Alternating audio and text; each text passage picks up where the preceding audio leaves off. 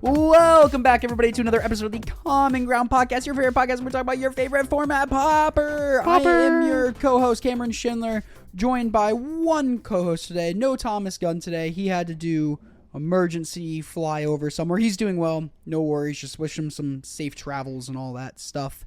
But he's doing good. But I am joined today by James Mudang Hieronymus. Well, I've upgraded from Hippo to Mudang. Just Mudang. That'd be funny if we can get that going. I'm good. Okay, we'll stick with Hippo. How are you doing? I am wonderful, and I'm very excited. Yeah, you got a big weekend ahead of you. I have a very big weekend ahead of me. What do you got going on?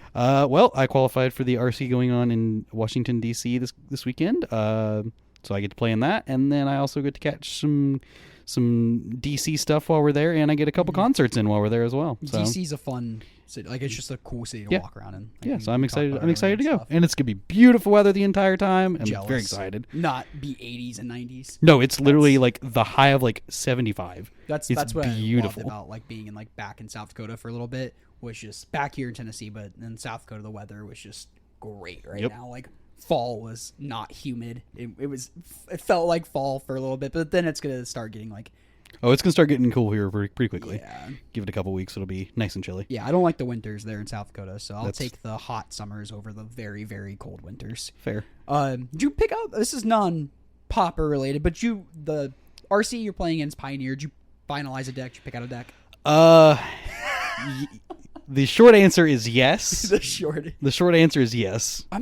What is it? So I am trying to abuse one of the new cards from Duskmourn. Mm-hmm. It's the Leyline of Resonance. Yeah.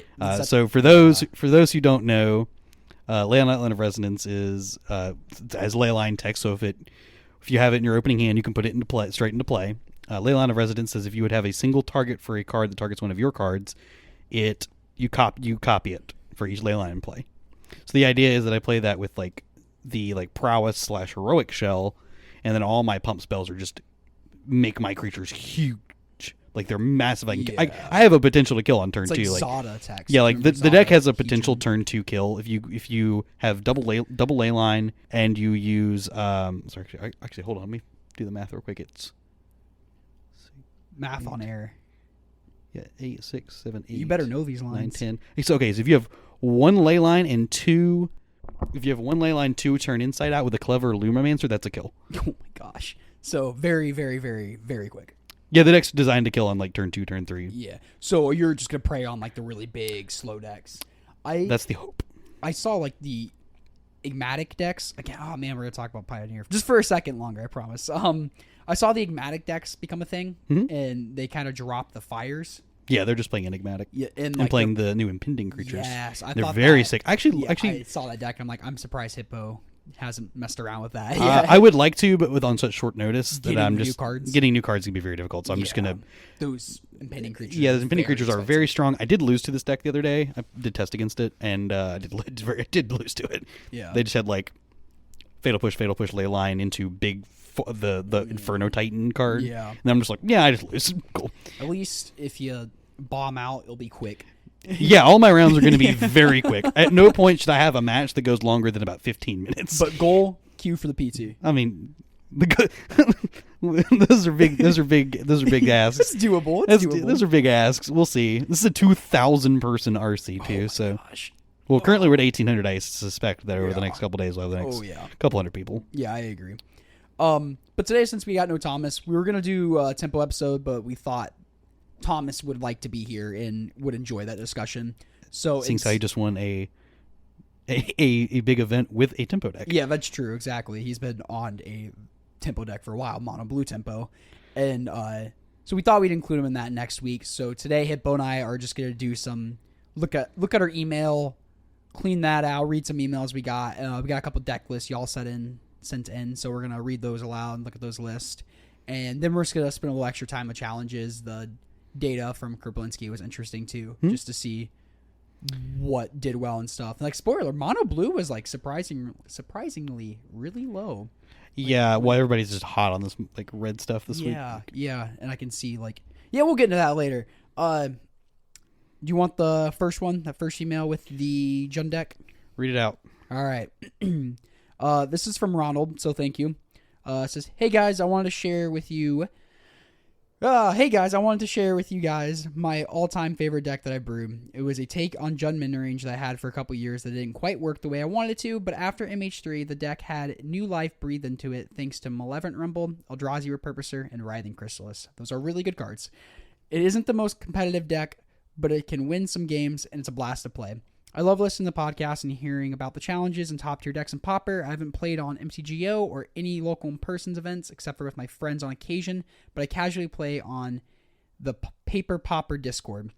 Thank you guys for all the work you do for the Pauper community, and I can't wait to hear more of you guys. More of your guys' content. Sincerely, Chris, and since Deckless. Thank you, Chris, for the nice words. I believe that is the same Discord that our buddy Jay plays on too, right? I believe so. Hey, we'll have to. We keep saying that we'll have to check it out, but setting up a little web camera is more work. It definitely is. And then I don't know. I like the in paper stuff. Yeah, but I get that too. Like if you don't have a scene that's really cool, there is a place to do that. So maybe I'll have to look and find a link to that Discord too, because it is really cool. Because I get like not everybody has Pauper scene. I think it's in the I think it's been linked in our Discord. Okay, cool. I think. I mean, we can relink it, but I believe so. Our Discord as in like our personal friend group Discord. So I'll find that link and I'll put that in the description because I think that is like a really cool resource that is nice to have because it's like we take for granted. It's like we could play Pauper probably 2 to 3 times a month if we really wanted to, especially now that we found out another semi-local store. Oh, semi-local. Yeah. About an hour and a half away or so. Yeah, but let's dive into this list a little bit. Yeah. So I'll read the list top to bottom for you. Yeah, thank you. All right. So we got 3 Annoyed Allosaur, 3 Avenging Hunter, 4 Boarding Party, 2 Crimson Fleet Commodore, 4 Eldrazi Repurposer, 4 Writhing Chrysalis as for the creature suite. For our spells, we have 4 Cleansing Wildfire, 3 Dread Return, 2 Faithless Looting, 4 Malevolent Rumble, 2 Cast Down, 1 Cast into the Fire, 4 Lightning Bolt, and for our lands, we have 3 Darkmoss Bridge, 2 Drossforge Bridge, 6 Forest, 4 Mountains, 4 Slagwood Bridge, 1 Swamp, and at the sideboard, we have 1 Arms of Hadar, 2 Cast into the Fire, 2 Duress, 2 Fiery Cannonade, 1 Penumbra Spider, 2 Pyroblast, 1 Red Elemental Blast, 1 Relic of Progenitus, 1 Rotten Reunion, and 2 Weather the Storm. So initial thoughts here is that yes, it does look very much like the Gruul Monsters deck, but they're instead just trying to go for a more like a lower to the ground approach. We're not trying to ramp out our creatures that fast. We're trying to use the more like mid game engine of Cleansing Wildfire here. I was about to say the same thing, but it seems like this deck sacrifices like the blistering like turn to 4 mana play a Writhing Chrysalis that the Gruul deck does in favor of more interaction. So like 2 Cast Downs and a Lightning Bolts. Like it's more willing to interact with you a little bit. More interactions and a sweet long game package as well. Actually, I quite like the Dread Return here is pretty sweet because it like lets you fight in mirror like pseudo mirror matches and stuff. Where if you like, they're like, oh cool, I let my Avenging Hunter die. Like, I'll just revive it. Like I'll just reanimate it for the Dread Return. Honestly, yeah, the Dread Return is like starting to grow on me because at first we're looking at this and we're like, so why does this have black in it? And the more I think about it, flashing back Dread Return now with all the spawns, is kind of easy. Very easy. Because you, especially if you're playing 4 repurposers, it's like you have Scions just laying around like nothing. I think I really like this. I would honestly like consider maybe cutting like the lootings. Actually, the bolts, I actually like the lootings here. Yeah. I actually like the looting here because it just gives you filtering that you don't have.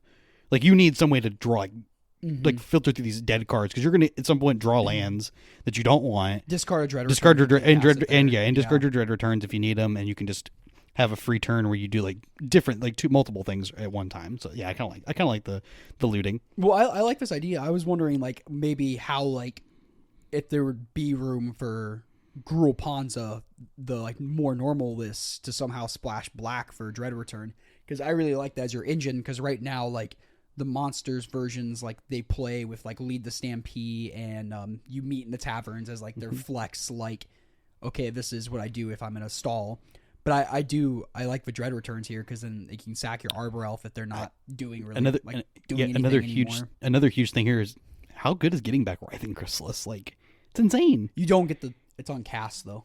No. I understand, but just getting it back in general, Yeah, that's like true. just getting it back is like huge game.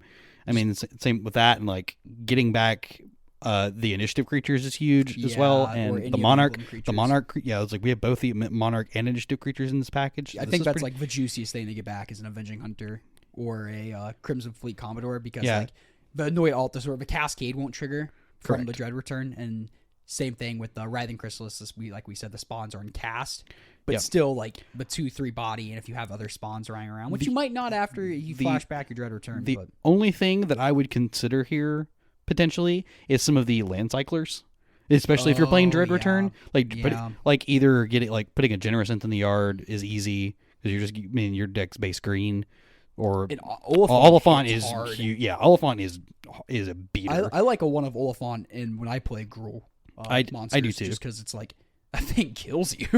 Yeah, it's no joke. Yeah, you have to deal with it now. Especially if you just like if you like Altasaur into it, like that's big game.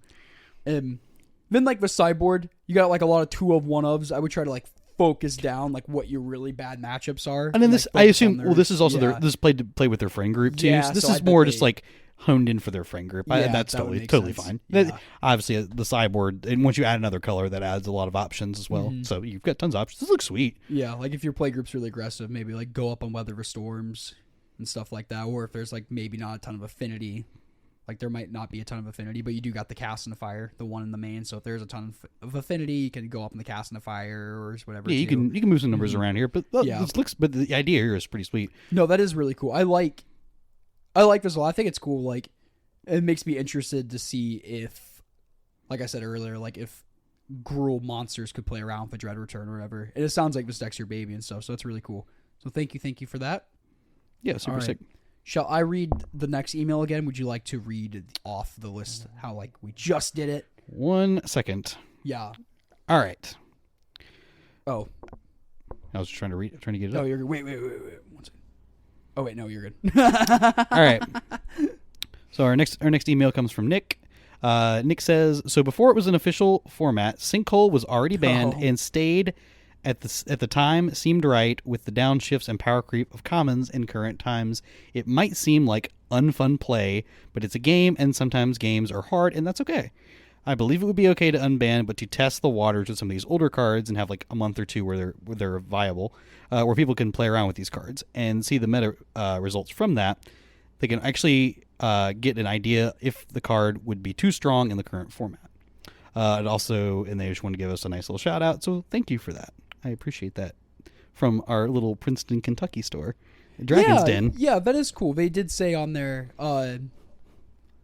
that Dragon's Den in Princeton, Kentucky. Yep. They have Pauper the first Tuesday of the month. So if you're around the Princeton, Kentucky area, I know it's a little bit of a drive for us here in Nashville. It's about like 2 hours, but you and I have both. We went there for their very first RCQ that they had. I've been back there a couple times too for an RCQ. Yeah, they just. So it's a cool little story. It's a cool little story. I like it. It's like. It's a little. It's interesting. We It's like a honestly house. every time that store announces an RCQ, our whole friend group loses it. We all love that it exists. It's honestly just like a beaming light in the middle of an RCQ season. Yeah, it is cool. We do like that store. It's fun. So it's cool. If you're around that area, there you go. Princeton, Kentucky. Dragon's Den is the name of that LGS. Hippo and I have both been there. Thomas has been there too. It gets a +1 from us. The staff is super, super cool. Yeah. And let's just make sure this isn't Andy in disguise. This is not Andy. No, in disguise. okay. So okay. So the idea. apologist for- So the okay. So Yeah, they did not. This combo. So they did not sink. Well, they did not just label Sinkhole. I mean, they call that Sinkhole Yeah. specifically because that's the one we talked about the Yeah. most.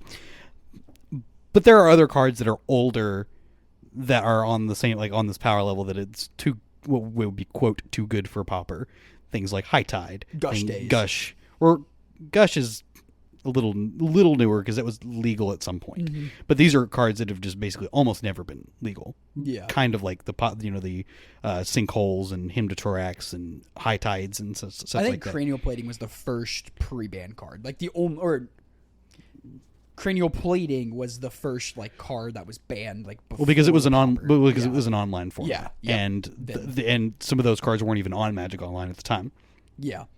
So Affinity or Cranial Plating from Affinity was the first card. So less on the ban discussion here and more on the can we unban some things to see what they do kind of thing. Yeah. I am in favor of this. I know in other formats I have always said, specifically we'll go over the modern format for a second. I have always said that I think that is a great format for cards to come off the ban list and try them. Mm-hmm. And if they don't work, if they're too good, then put them back on. Yeah, I think that's kind of a cool idea for Pauper too, since Pauper has such like a big Moto presence. It's a lot easier to rent the deck on Moto and try it out, and since it's common, stuff is a little cheaper. Also, not even just that, is that we have our own panel, the Pauper format panel, and they can take quick action on something if it were too good. Yeah, as long as they're like transparent about it. Yes. And they're like, hey, Gush has been banned forever. Is it really that bad? Let's try it. There's a good chance in 3 weeks, 2 weeks, this is getting banned. Yeah, well, they also said they also said a while back they were eyeballing High Tide.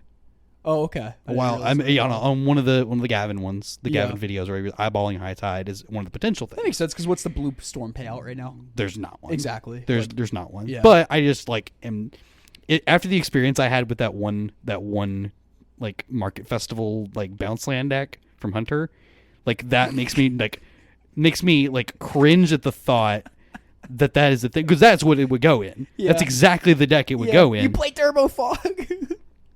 This is something different. Yeah, okay, This is a different animal. Okay. My turns don't take that long. Okay. The turns don't take long. The game just takes long. The winning turn takes long. No, not really. When you cycle, when you're milling the Stream of Thought stuff takes a bit. No, because it recurs itself. It just happens over several turns. This deck is trying to do it all in one turn. Oh god. It just takes forever. Anyways, but that's the kind of deck that like High Tide, something specifically like High Tide would go into. So, I mean, I don't particularly enjoy sitting there for 20 minutes while my opponent takes a turn. But if there were something like maybe not just one thing, but maybe two things came off of the list, and we tried them again and see how that works. I know. Actually, I think a great card for this would actually be Bonder's Ornament currently. Oh, yeah. Because I think the format is fast enough right now where that card does not matter. Yeah. Also, another one I think that could come off is Prophetic Prism. Oh, I think Prophetic Prism is not nearly... it was with Energy Refractor. The card's nearly, if not better, nearly as good, if not better. So, like, I think there's definitely some cards that we could look at to come off. Again, I know this person was referring to the older cards. That's why I referenced High Tide specifically. Yeah. I think the older cards it's more interesting to do with, because like a lot of newer people haven't had that opportunity to play with them yet. And I get it. It's like, I think the ban list for Pauper is very, very reasonable. Like I said, the only one that's like, okay, is this really still going to be banned is Prismatic Prism. Like you said, Prophetic Prism. Prophetic Prism. Prophetic Prism is definitely like the number one that I'm just like, come on. But like stuff like the initiative creatures and stuff, and that's more recent. But it's like, yeah, we know that's really bad and that's not healthy and nobody wants it. Correct. And I don't know. You played during Peregrine Drake. Was Peregrine Drake awful? I mean, yeah, it wasn't great. Yeah, I mean, people complain about the tap out situation with Jund Brood Scale now. I can't imagine it being better with Peregrine Drake or anything. Yeah, it wasn't good. So I mean, so like maybe it's like we look at this stuff with a little bit of rose tinted colored glasses. Yeah, we go, oh, this would be cool for a month. Yeah, this is kind of where something like if Magic Online's done what I'm about to say before. They've done something like this before, where they have like these no ban. Oh yeah, like gauntlets basically. Like or like time period gauntlets. They could do something kind of like that if they wanted to with current like Pauper. Mm-hmm.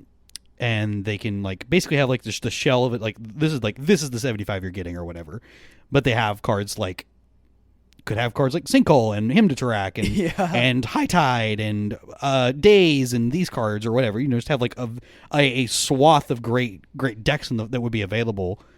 If we just had like a no ban list Pauper or something like that, would be kind of cool just to see. For like, it'd be a very novelty thing. It would be like, you know, a week, and I would ban list Pauper tournament would be kind of cool. Yeah, I mean they've done that. Yeah, is it just like Infect and Storm? It actually it's been won by something. I think I can't remember who ran it.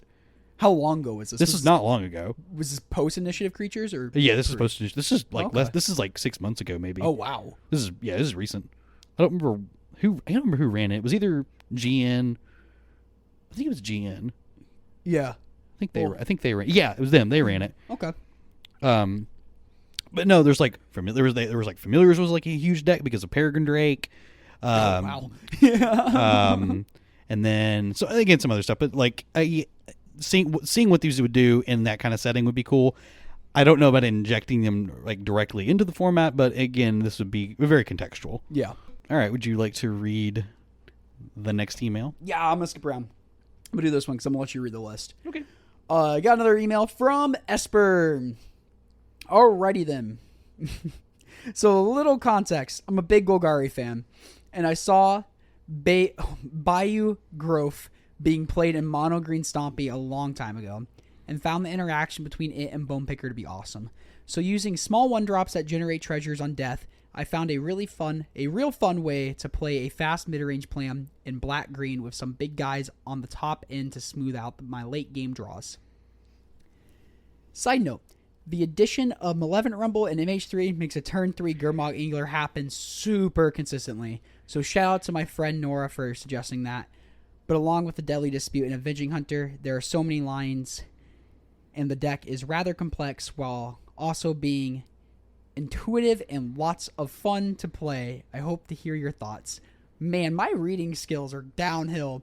Thank you so much, Esper, for the kind words and sending the deck and stuff. I appreciate that. Hippo, would you like to read the deck top to bottom? As I am still catching my breath currently. Yeah, you're good. All right, so not catching my breath from I brought in groceries real quick. Not you did from. All right, so our friend Esper here has labeled this Golgari Zoo. That's which is actually pretty sweet. Yeah. Okay, so starting top to bottom, our creature suite is for Greedy Freebooter. I'd be honest, I had to read this card. So it's a it's a single black 1/1. Whenever it dies, scry 1 and create a treasure token. Sweet. Shambling Gas, which is another one that I had to read. It is whenever it dies, choose one of the following. You can either give a creature -1, or a creature an opponent controls -1/-1 till end of turn, or create a treasure token. Then you have Bayou Groff, which, for those who don't know, this is one of the later green stompy style creatures that came out from Strixhaven. It is 1 and a green for a 5/4. As an additional cost to cast this, sack a creature or pay 3.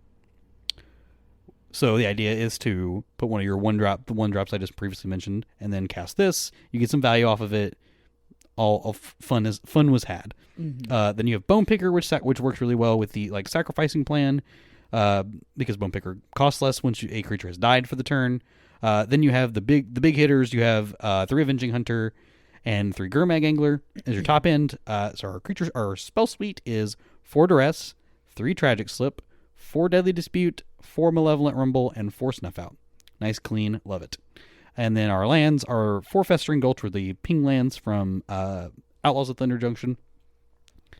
And then 6 Forest, 2 Golgari Rat Form, 7 Swamp, and our sideboard is 4 Natural State, 2 Neil Spellbomb, 3 Accursed Marauder, 3 Weather the Storm, and 3 Arms of Vidar. That's an aggressive number. Yeah, that's a lot of Arms of Vidar. Maybe Elves is rampant. Could possibly be. Yeah, that's dope though. But yeah, no. So the idea is sweet. I've actually seen something from a friend of the podcast, very similar to this. Derek, shout out to Derek. And the idea is super cool. It's kind of like a green-black rock deck. Yeah, it's just a rock deck. Yeah. You're just playing these above curve creatures. You're just all you're really doing. While having very good removal and you just have snuff outs, and Tragic Slip's actually pretty dope here. Yeah, because you're gonna get a morbid trigger off of it very easily.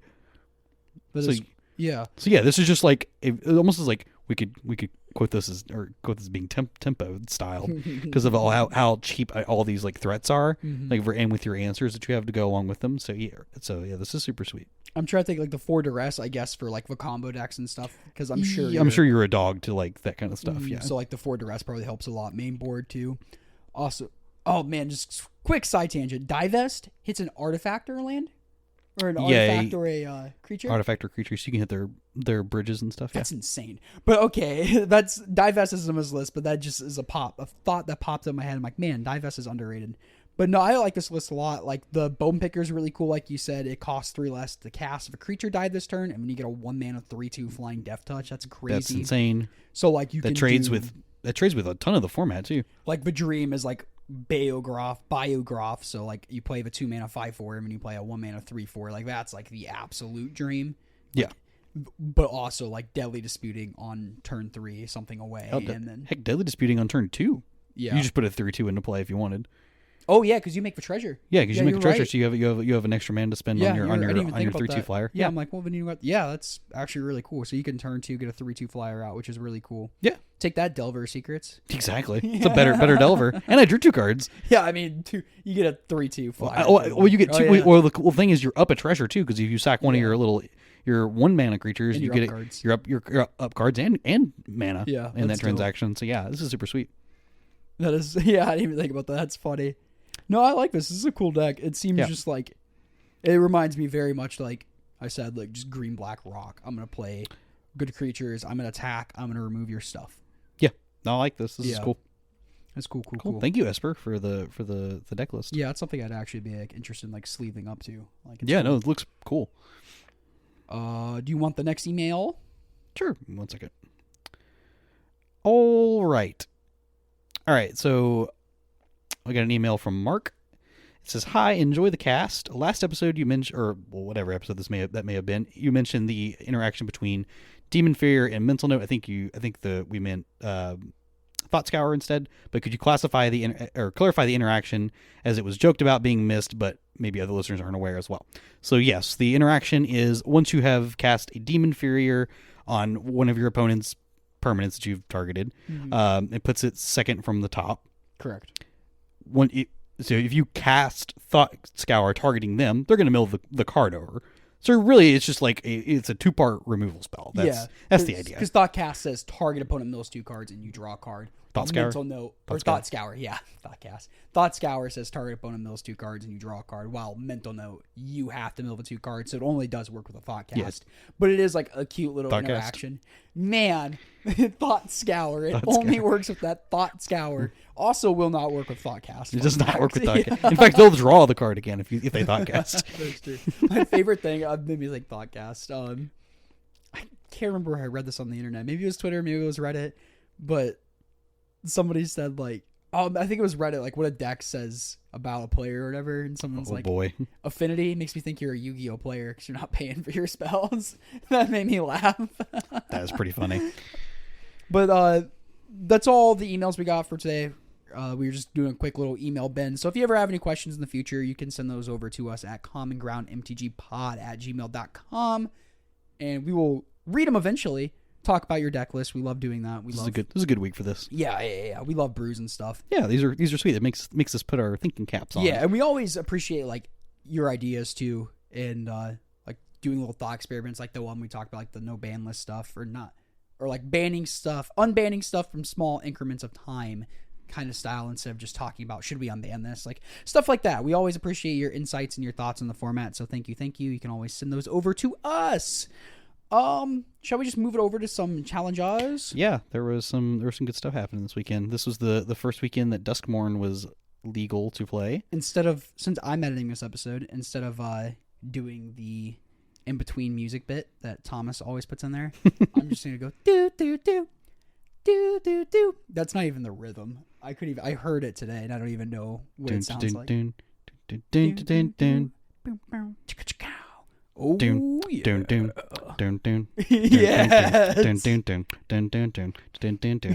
One day you should bring over your synth, and you should do us like a live intro, or a live intro, or like a not what's not an intro, but it's a transition. A live transition.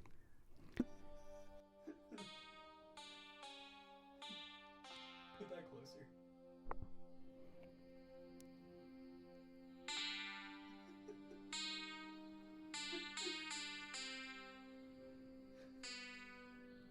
God, I hope that comes out well. There we go. You're not gonna hear any of it, but I don't know how it didn't pick that up. But anyways, moving over to the events, like we said, our first challenge was on September 27th. It had 36 players, so it seems like these Friday challenges are a little lower. Hippo, would you like to read the challenges out? Oh, 1 second. I got to pull them up. Okay. Well, I'm going to go ahead and read out this first one while you're pulling that out, if you're cool with that. Yeah, that's fine. Oh, wow. 8th place, we have... Oh, Thomas, how I miss you. Rubbin Sneedo on Jungly combo. 7th place, we have Shatoon on Gruel Ramp. Don't make fun of my pronunciation. 6th place, we have Hamuda on Grixis Terror. 5th place, we have MTG Moneymaker on Glee combo. 4th place, we have Super Cow 12653 on Mono Red Kadoltha. 3rd place, we have Jundulian on Mono Blue Tempo. 2nd place, we have Bezadu Bolo on Mono Red Kadoltha. And 1st place, we have Dope Leap on Mono Red Kadoltha. So our Mono Red Kadoltha finals we got here. Oh, Thomas, we miss you. And people are going to be after my head after my horrible pronunciation, so I apologize to everybody. But it looks like 1st and 2nd place list both are playing the Clockwork Percussionist. And it looks like they're both playing the new 1-drop for red, like I just said. I would think you'd have to be almost a fool not to. That card is Yep. value written all over it for lots of reasons. 1st place completely dropped any copies of Goblin Grenade, while 2nd place is still playing 2 copies of that. Mm-hmm. I'm just taking a moment to look over this for a second. Yeah, it looks pretty similar. Like, 1st place looks pretty similar to what we've been seeing besides, like, the Goblin Grenades. It's playing 4 of the Clockwork Percussionists. Mm-hmm. It is still playing 4 Goblin Blast Runners, 4 Goblin Bushwhackers, I would like 4 to Goblin Tomb Raiders. I would like to poke a hole in these red player sideboards. What's that? It was brought to my attention this week from a listener that there is a lack of flaring pain. Like the prevent damage spell? Mm-hmm. Or no, the damage can't be prevented spell. The there's anti-damage prevention spell. Yes, that one. There's no flaring pain.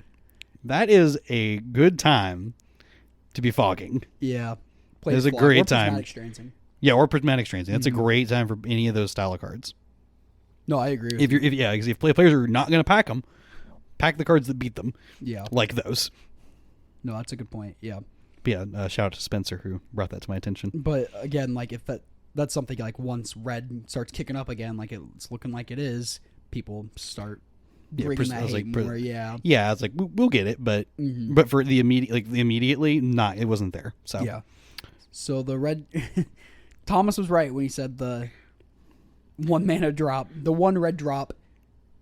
The 1 mana 1/1 haste in red would see play. Not only is it the 1 mana 1/1 haster, it's an artifact and it has an impulse effect attached to it, so it's insane. And like the impulse, again, we're kind of saying what we said last week too, but like it being different from experimental synthesizer, where it's till your end of next turn. Yeah, so like you can trade with it in combat this turn, or sack it to Kadoltha and not worry about missing card advantage. Like that card will be there for you next turn to play, which is really nice. This 4th place list by Super Cal, it's only playing 2 copies of the Clockwork Percussionist, and it's still playing. Bump them numbers up, babe. Get them numbers higher. Yeah, and this one's those are rookie numbers. This list still's got 2 Goblin Grenades and 2 Seal of Fire. So like, but 2 Goblin Grenades still seems really easy to do because you're still playing 12 goblins. Yeah. Oh, and Kadoltha too. Oh, yeah. So actually, goblins. so in a format where Terror is still a deck that needs to be worried about, yes, I like Goblin Grenade. But if Terror is not a deck that you really need to worry about, Goblin Grenade definitely loses some of its. To the face. Oh, I understand. I'm saying I think that's the biggest reason that the card is even seeing play is as a great answer, one of the more efficient answers that you have for it. I think out it's of the red reach. deck. I think it's the reach of the card. Oh, no. Yeah. That's a huge boon on that, too. I think that is one of the main reasons that it started to tick up is because of Terror. Because it's just a nice, efficient answer to Terror in the main deck. So that also, yes, obviously 5 to the face is nothing. It's not nothing. Gum up that board pretty quick, yeah. Exactly. If we look over at 6th place, it says Grixis Terror, but it is... Oh, I don't know why I read Affinity. Grixis Terror, but it is Blue-Black Terror. I got teased. But by Humuda, this is the blue-black terror list, and it's playing 4 sneaky snackers for Modern Age. And so it's playing that fun little package again, like Fatihada's play that we've talked about before. And so it's almost, this is more traditionally, like we said before, like similar to like is it Phoenix in Pioneer, where it's like you're not trying to turbo out these sneaky snackers. It's you're going to play this control-y game. You can play this control-y game. This one more so. You're really playing a control-y game, and these sneaky snackers are keep coming back, and they'll eventually get you over the finish line. Mm-hmm. It's still playing the 4 terrors, and I like the 1 Memory Mystic in the main board, and the 1 Thorn of the Black Rose. Just if you have the game locked up, just to really keep it locked up. Yep. And it's playing blue-black removal that we've known to come in love and all that fun stuff, 4 counterspells, 4 snuff outs. Really good, because Glee Combo is still very much a deck, and those cards are very good against it. Yep. I don't know what's going on here. You're going to have to explain this Gone combo in 9th place by Kerblinski. Oh, so it's okay. So this is some nonsense. I don't even need to read the list. I'm going to tell you what it is. Okay. Do you know the card Midnight Guard that's in that list? No. I'm going to go ahead and read it out. You should read what Midnight Guard does. I built a really janky combo deck with this card when I first started playing Magic. Cool. This is exactly what this is for. Okay. So Midnight Guard is 2 and a white for a creature human soldier, 2/3. Whenever another creature enters the battlefield, untap Midnight Guard. Okay. So, Presence of Gond. I'm gonna read that one out. Yeah, too. read that one because this is an old combo. Actually, if you look at my my Moto account, this deck is actually in there from 9 years ago. It's still in my Moto account. So Midnight Guard goes infinite with Presence of Gond. Yes. 2 and a green, enchantment aura, enchant creature has tap, put a 1/1 green. You just make infinite creatures. Yeah. So you'll tap your Midnight Guard. And it'll make a dude. It'll trigger the Midnight Guard because it says a creature enter the battlefield. It'll untap it. And you just make infinite creatures. So, but your Midnight Guard has to not be summoning sick. It has to be able to tap it. Correct. Yeah. Okay.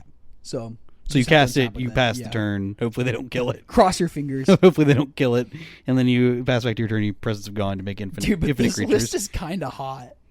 Yeah, Kerblinski's always cooking. Dude, this list is really hot because it's not just it's almost just like a mono white aggro deck too, with a Gates package. So you're playing 4 Lunark Veteran because that's going to gain you infinite life with your combo, but you're also playing 4 Sacred Cat and 1 Guardian of the Guild pack because you're a Gates deck. Yeah, why not? Yeah, this is just like Boros Gates. Yeah, and you're your Battle Screech, but then you have the Bitter Reunion, that enchantment that can give your guy haste. Rally the Peasants. That's a huge one. Yeah, so this can just be an aggro deck. The one Faithless Looting is interesting.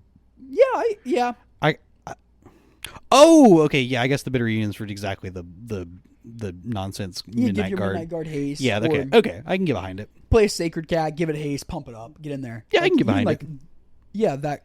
Cool. Yeah, it's a cool also, list. main deck Standard Bearer helps protect your package, as well as Benevolent Bodyguard. This is sweet. No, it's a super dope list. So, congrats on that 9th place finish, Kerblinski. It's really Kerblinski cool with the 1 flaring pain in the board. Yes, he respects the red menace. This is such a cool weird deck. It is a weird deck. I love combo decks that can play that fair gameplay. That's why I like the Jund Broodscale deck so much. Just because it's okay, Writhing Chrysalis, and then my opponent just looks at me like, "Are you serious?" I'm like, "I'm dead serious." Yeah. Except I was the only one who wasn't dead. Yeah. All right, Hippo, I'm gonna let you read the next one because I butchered some names. Okay. 1 sec. Yeah. All right. So on Saturday, September 28th, we had how many players did we have? That's a great question. We had 38. 38 players. Cool. And here's the top 8. So we have Gregoriusol on Blue-White Familiars. In 7th place, we had True Hero on Glee Combo, the Jund variety. In 6th place, we had Danielakis on Demir Terror. In 5th place, we had Walker 735 on Mono Red Kadolfa. In 4th place, we had Is It Terror piloted by Carrot Eater. Classic. In 3rd place, we have WCL with Mono Red Kadolfa. In 2nd place, we had Ignotus 97 on Gruul Ramp.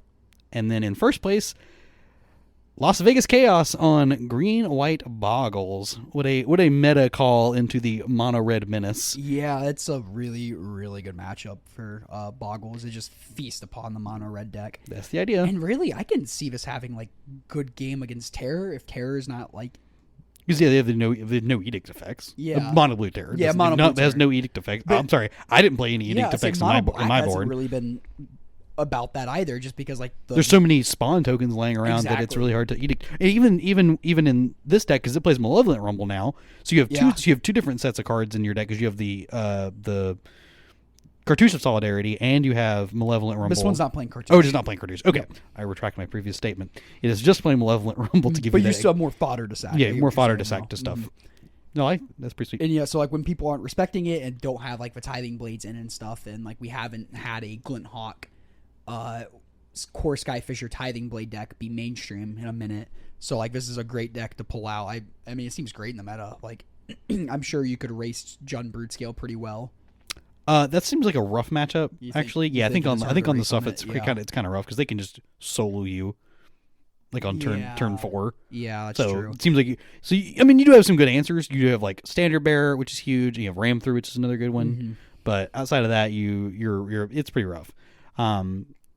But yeah, no, I like the meta call for boggles in this for the mono red deck that just popped up with Percussionist. Yeah, this is boggles as we know it and love it. Play your hexproof creature, suited up. Yeah, make it wear pants. Swing. make it wear the pants.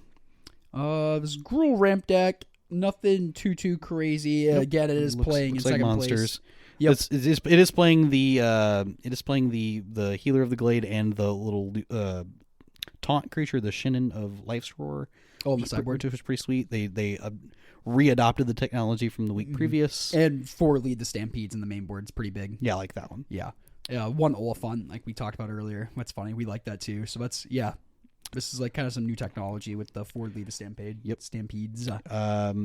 Now Carrot Eater came to play with the amount of blast in their board. This is a super clean sideboard. We're looking at 4 Cast in the Fire for the Affinity matchup. 4 Pyroblast, 2 Hydroblast, 2 Red Elemental Blast, and 3 Relic. You said is it Terror by Carrot Eater? Yeah, that's Carrot Eater's list. Super sick. Man, very clean. Love it. Yeah, I like the creature suite's pretty sick. Like 4 Terrors, 2 of the Blue Monarch creature, 2 Murmuring Mystic, which I really, really like main board, and 4 Augur Bolus. Not my favorite card, but I understand the purpose in this metagame. Oh, and this deck's playing 29 instants and sorcery, so it's you're very likely to hit. Yeah, like this has a huge suite of that. 2 Breath Weapons main, which is pretty smart. Like seeing how popular mono red aggro is. Correct. So it gives you a really good game against that. Anything else crazy you're seeing here? Out of the not that of that list, but out of the blue black terror list, in the sideboard we are playing 2 copies of Fungal Infection, which is kind of cool. Oh yeah, that actually is a nice little 2-for-1 against the mono red deck. That is nice because you get one of their guys and trade. And you get to trade with another one. Yep, pretty good. I know. When we both started playing Gardens, that was a card that people were playing, and I played it. Yeah, that was usually like a 1 or a 2 of. Yeah, it was like a 1 of. I think I played. And when you got people with that card, it felt so good. Yeah, it feels insane. Yeah, you're like I'm the nuts. also, if you like trade up into an X2 too, as well, as also great. Thinking. Oh, God forbid a 1/2. Yeah, that's hilarious. Because you get to keep your 1/1. Oh, that's right. Yeah. Oh, yeah. Nope, super sweet. Fan of that card. Yep. All right. Yeah, let's move it over to Sunday. All right. The 29th. All right, Sunday the 29th, we had 53 players. And in 8th place, we have Maribs on Mono Red Kadoltha. In 7th place, we had Bernastores with green-white boggles. In 6th place, Mogged on Rakdos Madness, and I'd like to come back to that list in a minute. Mm-hmm, me too. In 5th place, we have Las Vegas Chaos running it back with boggles. Nice 2 top 8s in a row. In 4th place, we have Loyo Pollo in 2001 on Mono Red Kadoltha. On 3rd place, we have The Rock 988 with Mono Red Kadoltha. In 2nd place, we have Zio Francone on Grixis Affinity. And reclaiming their rightful place in a first place slot, GN42 on Familiars. Congrats. Yep. Their rightful place on this. Turns out when Mono Red's good, yeah, Familiars comes to play. Yeah, it does. Has a really, really good Mono Red matchup. It's Also has a pretty good affinity matchup as well. Does it? Yeah, because you get to start rebuying all of those like exile artifact effects. Oh, which is pretty yeah. sick. If you can get like a Ghost Flicker going with Archaeomancer, yeah, you don't even need a loop. Just like if you just start doing it for value, it's very good. So yeah, no, the matchup's very strong. So I want to talk about that madness list. Yeah, from Mogged. So a card we called out last week, Grab the Prize, showed up in this deck specifically, which is super sweet. Grab the Prizes, for those who aren't aware, is 1 and a red for a sorcery. As an additional cost to cast this, you discard a card, and then you draw 2 cards, and if the discarded card was not a land, it deals 2 damage to each opponent. So that turns out it works very well, as we said, in this very specific shell. Yeah. Is that kind of a nice little bridge card that was filled by Highway Robbery, and this just kind of takes the place. Just the extra damage. It's basically I can think of very few scenarios where this is not just a strict upgrade. Yeah, and I don't think it sacrifices an artifact. It does not, but I don't think that's fine. Yeah, I think you're looking for the 2 damage with the card to go with it. Did you see Mogg was also playing 4 Goblin Tomb Raiders? Yes, I did. In this list, which is pretty sick. Just a reminder. I think that's a cool part about not playing Demand Answers, is because that you now have all of these artifacts that will stay in play now to make the Tomb Raider better. Well, it just makes sense because before the Enchantment 2 or the Sacrifice artifact card 2, Demand even Answers? with that, yes, even with Demand Answers, you have a plethora of artifacts. You have your lands and you have your blood tokens because you are playing like a Galvanic Blast, so you want Metalcraft. And Goblin Tomb Raider, for those who have forgotten, we got it from Lost Caverns of Ixalan. It's the 1 red drop. As long as you control another artifact, it's +1/+0 and has haste, and it's a 1/2. I know when I sat down across from Heath Vance at the NRG, he turn 1 Great Furnace, and he goes, put Better Goblin Guide into play. Yeah. That's what he says. He's like, put Better Goblin Guide into play. I'm like, yeah. Yep. Literally is a Better Goblin Guide. Yep. So it is like super sick. It makes sense in his deck. It just does. Oh, absolutely. I wonder. One angle I do like about the deck too is that like you can make your opponent's removal spells not quite as good because they're either only thing it really hits is a Kinchin Imp and Voldaren Epicure. You don't care if that gets removed. I mean, you do care about the Tomb Raider now. Exactly. That's what I'm saying. Like, yeah, the Tomb Raider makes it a little bit. Yeah, a little more bit, vulnerable removal a little bit better. Yeah. But the fact that this deck you don't have, like, the goal I think is to get, like, basically I think we're somewhere between 6 and 7 points across with creatures, and then the rest of it just let your spells deal. Yeah, like exactly. I agree with you 100%. And Goblin Tomb Raider hitting for 2 on turn 1 is it's likely to hit for 4 to 6 damage across the game. Like 1 is likely to hit for 4 to 6 points, which is huge. Yeah, because then that's that card has surpassed now. If you got to 6 damage with that card, you've made 2 lightning bolts out of a single card. That's insane. And going turn 1 tap land and turn 2 playing this and maybe another tap land or something isn't the worst thing in the world. No, not at all. So you gotta do what you gotta do there. Looking other lists, looks like both mono red list here in top 8, or there's 3 mono red lists here in top 8. All of them are playing the Clockwork Percussionist, and it looks like none of them are playing Goblin Grenade. Moved off the Goblin Grenade because I know some person that I follow on Pauper Twitter was talking about cutting Blast Runner because it makes I know it's not in this list, but they were talking about it making for a cleaner list where you don't have to put this like kind of awkward thing into play where you have to make things happen for it to be good. It can't just be like you need something to be good on its own. Yeah, like this requires extra steps to be good. Like sometimes you just don't have a thing to sacrifice, and then it just looks kind of embarrassing. No, I get you. But yeah, they said it felt a lot better. I want to say it was Kerblinski, but I could be wrong. Yeah, and anything else this week you want to talk to? Talk to. Yeah, I'd like to talk to you.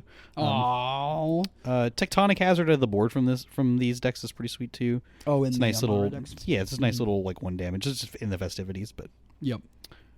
Quick shout out Kerblinski on Twitter. Always puts together like the Pauper Challenge data and stuff, and I just wanted to go through this weekend since it was the first weekend with Dustmourn's legal. The most played deck was Mono Red Kadoltha, and it had a 51% win rate, which is really, really respectable for that deck.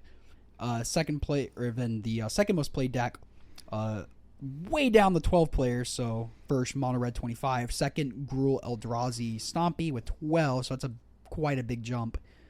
51% win rate as well. Mono Blue Terror also had 12 players playing it, and that had a 42% win rate.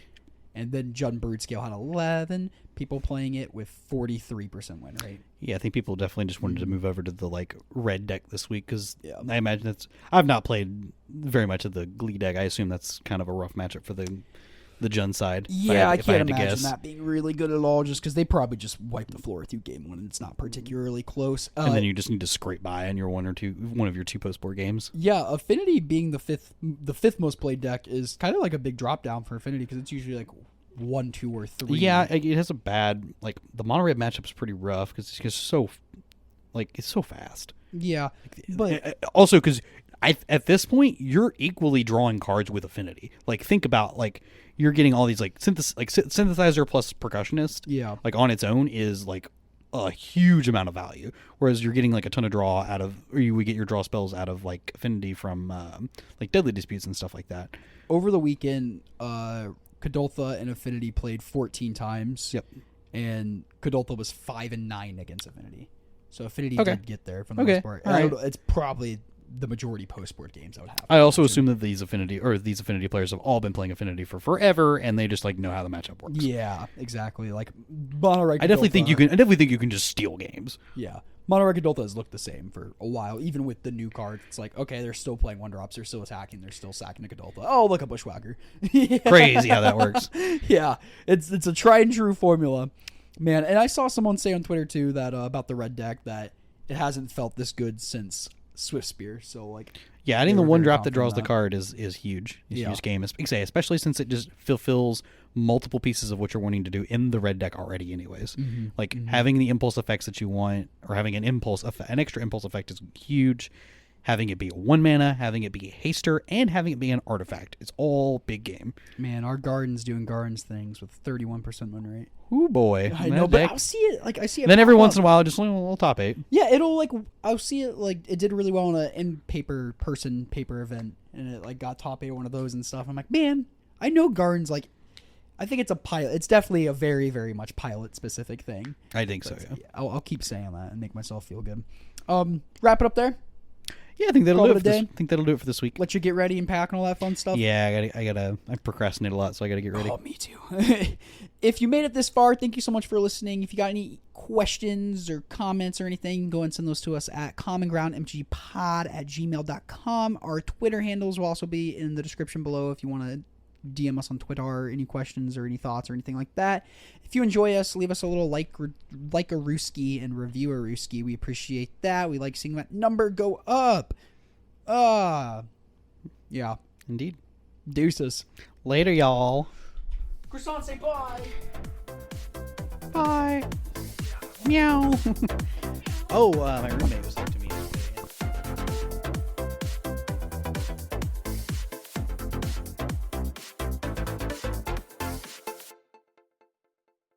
Hello, Pauper.